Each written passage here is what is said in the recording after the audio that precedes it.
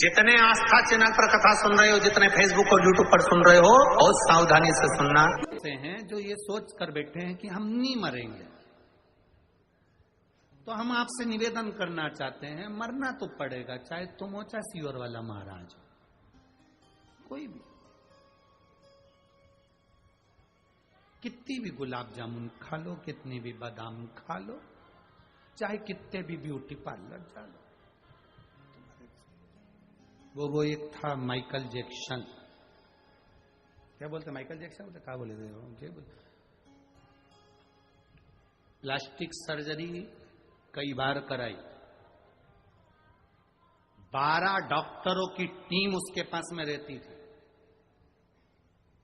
जो डॉक्टर बोलते थे वही खाता था। 25 पार्लर वाले उसके कक्ष में रहते थे, मात्र उसका डिजाइन करने के लिए। दवाई, गोली, भोजन, रूम सब लिमिट से रखता था। उसके बाद भी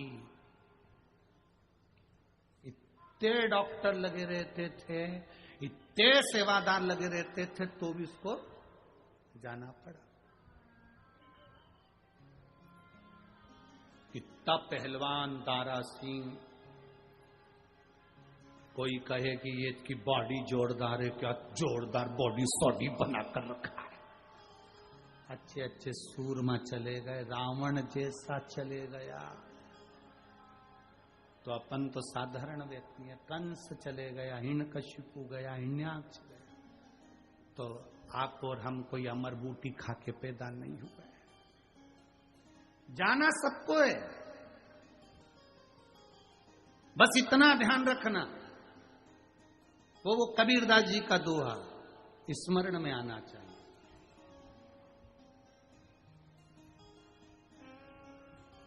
कबीरा जब पैदा हुआ, कबीरदास जी कहते हैं, जग हंसे तू रोए, करनी ऐसी कर जाना, करनी ऐसी कर कर जाना, तू हंसे जग रोए। ऐसा कर्म कर कर जाना कि जब यहां से चला जाए तो दुनिया की आंख में आंसू हो कि भैया बहुत अच्छा व्यक्ति था, लोगों की सेवा में लगा रहता था। कोई चला जाए उसके लिए आदर के शब्द थे, झुककर प्रणाम करना, नमन करना, साधुता देना उसका कर्तव्य था।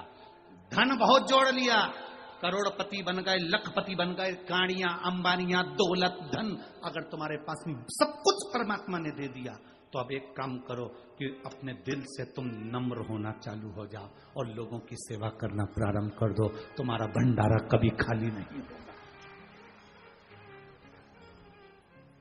केवल कुर्सी पद प्रतिष्ठा रहने पर हम किसी को भोजन कराएं, वो उत्तमता नहीं। कुर्सी हो तो भी भोजन करा और कुर्सी ना हो तो भी भोजन करा, पद हो तो भी भोजन करा और पद ना हो तो भी भोजन करा, प्रतिष्ठा हो तो भी और ना हो तो भी करा।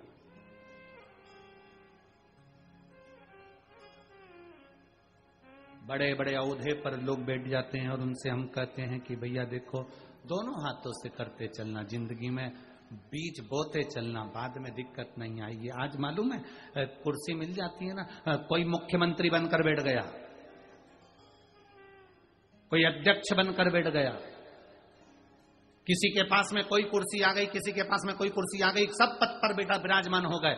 जब 5 साल 10 साल 15 साल तुम्हारी सत्ता रही, 20 साल तुम्हारी सत्ता रही, 25 साल तुम्हारी सत्ता रही, और वो सत्ता जब धीरे से चली जाती है, तब आंख में आंसू आते हैं कि अब क्या करूं। बैनर में फोटो नहीं होते हैं, हाथ जोड़ने वाले लोग नहीं होते हैं, भैया जी कहने वाला कोई नहीं होता, तब दिल अंदर से कचोटता है।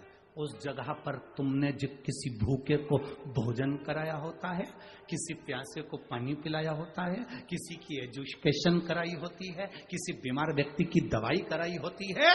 तुम्हारे नीचे के तुम्हारे सरकारी कर्मचारी भले हट जाएंगे, पर तुमने किसी के लिए करा होगा तो वो तुम्हारे सामने 50 बार सलाम ठोकेंगे। पद है, प्रतिष्ठा है, कुर्सी है, तो उसका उपयोग करो, सदुपयोग करो।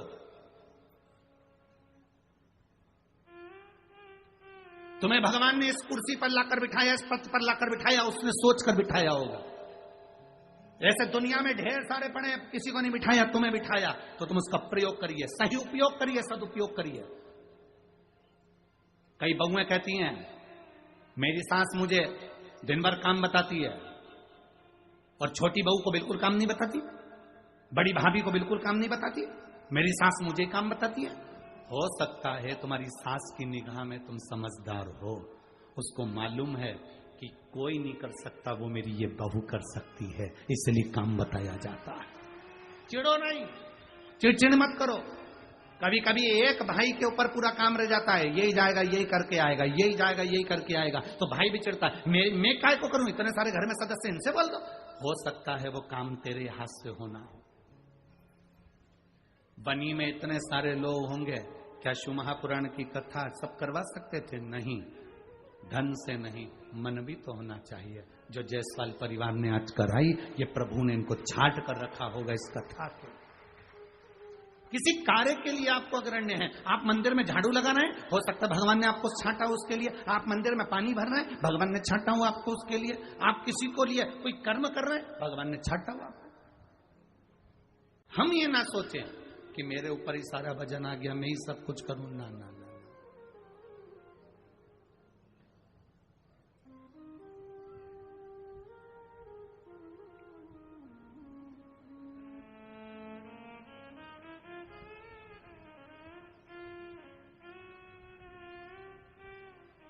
चार कथा ऐसी थी,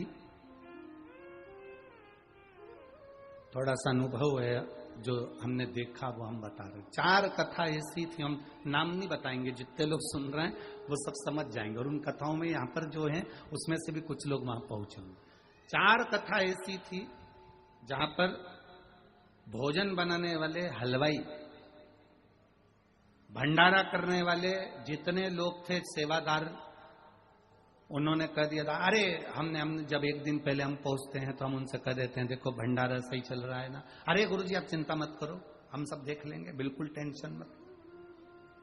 आपका हलवाई से बात हुई है ना? हाँ गुरुजी, हम बात करा दें आपकी, हमारे फोन पे बात कराई हलवाई से। हमने कहा साहब इतने लोग आएंगे, भोजन भंडारा, अरे मैं बैठा हूं, बिल्कुल चिंता मत करना, एक रत्ती की भी।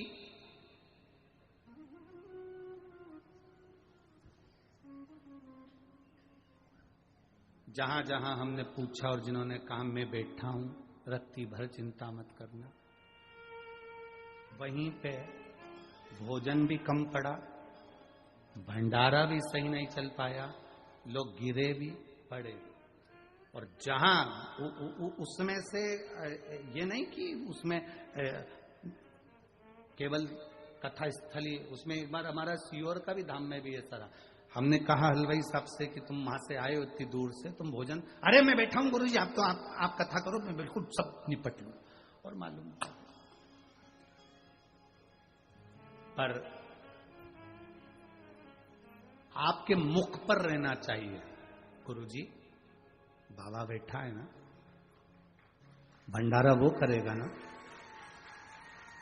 दुनिया का पेट भरता है तो इन भक्तों का नहीं भरेगा क्या? शब्द होना चाहिए। मैं कथा नहीं करवा रहा हूं, मैं कथा नहीं बांट रहा हूं। आज तक इस व्यासपीठ से हमने नहीं कहा कि सीहोर वाला महाराज कथा बांचता है, और हमने आज तक इस व्यासपीठ से ये नहीं कहा कि कथा का जजमान कथा करा रहा है, और हमने ये भी नहीं कहा कि कथा आप सुन रहे हो। आपको अहंकार नहीं आ जाए कि मैंने 2 कथा सुन ली, मैंने 3 कथा सुन ली, मैंने 4 कथा सुन ली, आपको अहंकार नहीं आना चाहिए। इसलिए कथा बांचने वाला भी शिव, कथा सुनने वाला भी शिव, और कथा करवाने वाला भी शिव, कोई दूसरा नहीं। शिव महापुराण की कथा में, शिव महापुराण के महत्तम में आता है, तुमरुका जी कथा कर रहे हैं, ईश्वर जी और गोरा जी कथा सुन रहे हैं। कौन है ईश्वर जी गोरा जी? शिव और पार्वती। तुमरुका जी कौन है? स्वयं शंकर का एक अंश तुमरुकेश्वर महादेव। शिव कथा कर रहे हैं, शिव कथा सुन रहे हैं। शिव का थक करवा रहे हैं, कोई दूसरा नहीं कर, उसके आश्रित हो जाओ,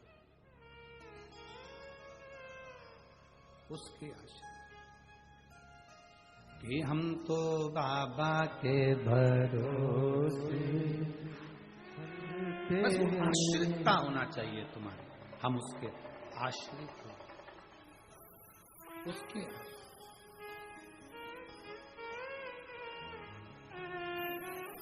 जब हम उसके आश्रित हो जाएंगे तो जीवन का एक आनंद अपने आप का बहुत प्रिय। वो शिव जी के मंदिर में आता, बहुत सेवा करता, तो भगवान का बड़ा प्रिय था। एक दिन भगवान उससे बड़े प्रसन्न हो गए और प्रसन्न होकर भगवान ने कह दिया कि एक काम करो, तुम मंत्र का जाप करो, ओम नमः शिवाय, ठीक है? इसके सिवाय तुम्हें कुछ नहीं करना, तुम बोलते रहोगे, मैं खुश होता रहूंगा, और मैं 15 दिन बाद आके सुनूंगा तूने मंत्र का जाप किया कि नहीं किया। वो बेचारा गाय चराता था, गाय चराने में लगा रहता था, गाय भैंस उसके यहाँ बहुत थी, वो भैंस गाय चराए।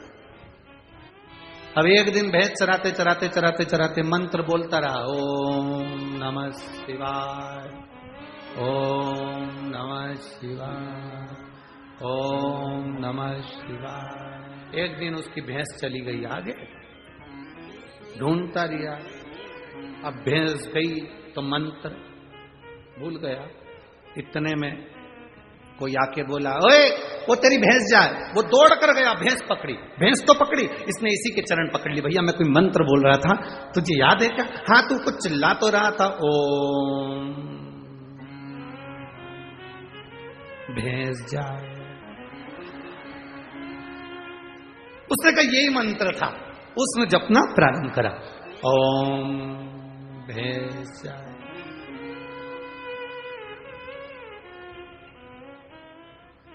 शंकर भगवान ने पार्वती जी से कहा, पार्वती तूने मेरे कितने नाम सुने?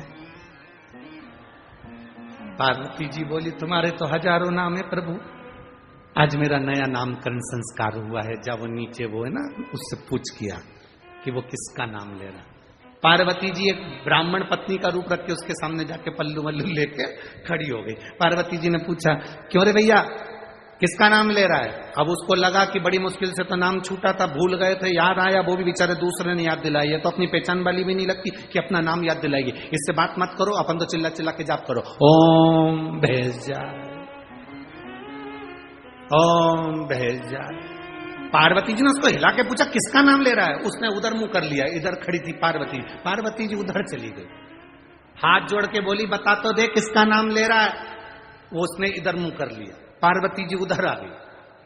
अरे एक बार मुंह से बोल तो सही, किसका नाम ले रहा है? ओम भैंस जाए। पार्वती जी को बोल के इधर मुंह कर लिया, पार्वती जी फिर उधर चली गई। अब तो इसको गुस्सा आ गया भयंकर। पार्वती जी ने जैसे पूछा, किसका नाम ले रहा है? उसने कहा, तेरे खसम का ले रहा, जा। पार्वती जी वापिस आ गए। शंकर जी ने पूछा, पूछिए, हाँ किसका ले रहा? मेरे खसम का। तुम ही हो, तुम्हारे सिवा किसी का ले ही नहीं सकता। शिव जी प्रसन्न सामने प्रकट हो गए।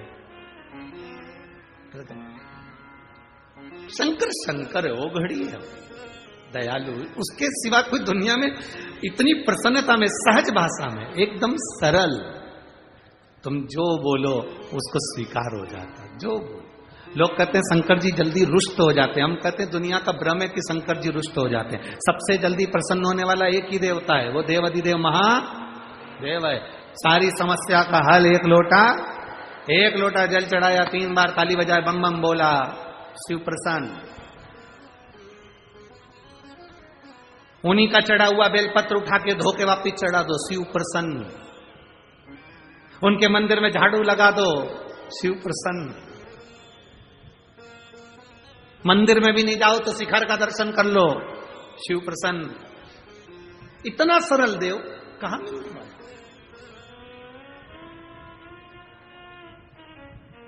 कहां मिलेगा?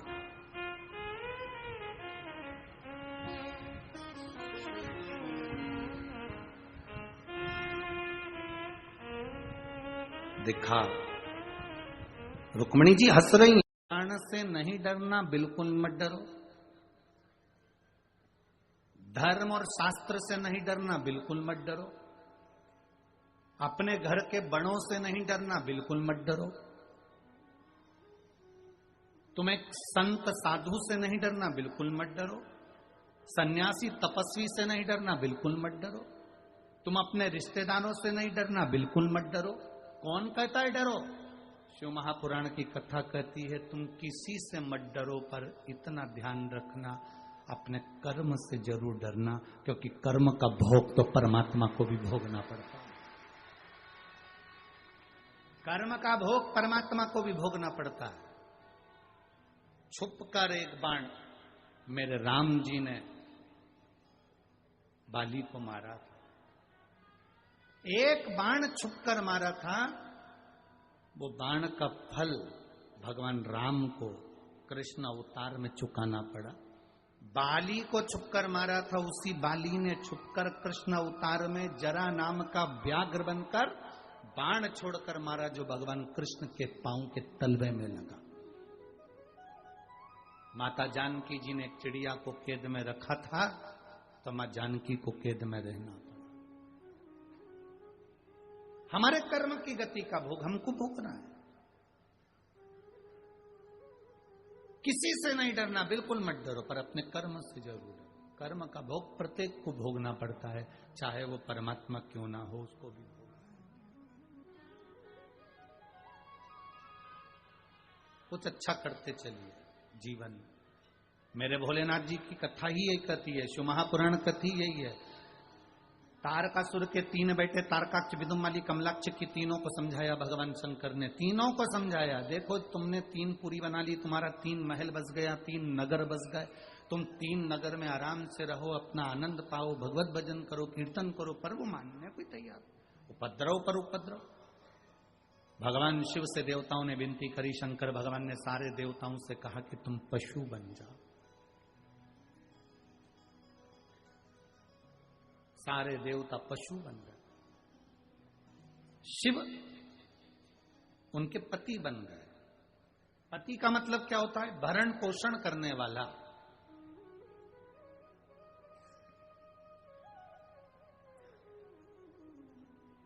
पति का मतलब केवल एक यही नहीं होता कि करवा चौथ पे चलनी में मुंह देख लो।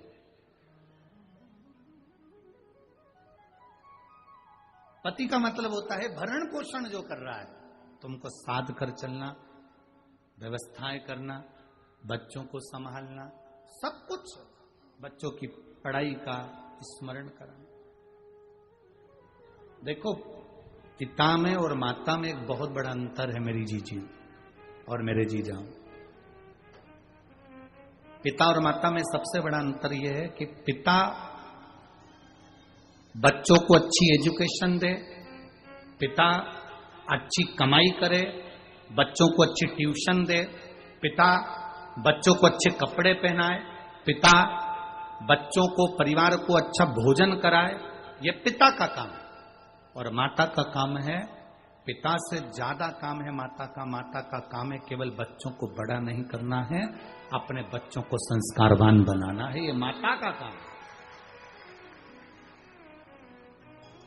कल कथा में आपको कहा था माता क्या है, जम के बोलो जरा, निर्माता। कल की कथा में था और आप लोगों ने याद रखा, आपको धन्यवाद। माता कौन है? निर्माता। अच्छे युग की, अच्छे राष्ट्र की, अच्छे धर्म की, अच्छे भजन की, अच्छे संस्कारों की अगर कोई निर्माता है तो वो घर की माता। घर में रहने वाली माता एक अच्छी निर्माता होती है, अपने बेटा बेटी को अच्छा ज्ञान प्रदान कर। पर कई माताएं ऐसी भी होती हैं जो अच्छा ज्ञान देने की जगह ये ज्ञान दे देती हैं, तेरे से जितना बने उतना कर लिया कर, बाकी का भोजन बना के अपने कमरे में ले जाके चर लिया कर। ये निर्माता नहीं है, इसको फिर निर्माता नहीं कहेंगे। माता निर्माता होती है, पर वो कार्य को प्रबल रूप से जनमानस तक पहुंचाए, वो निर्माण।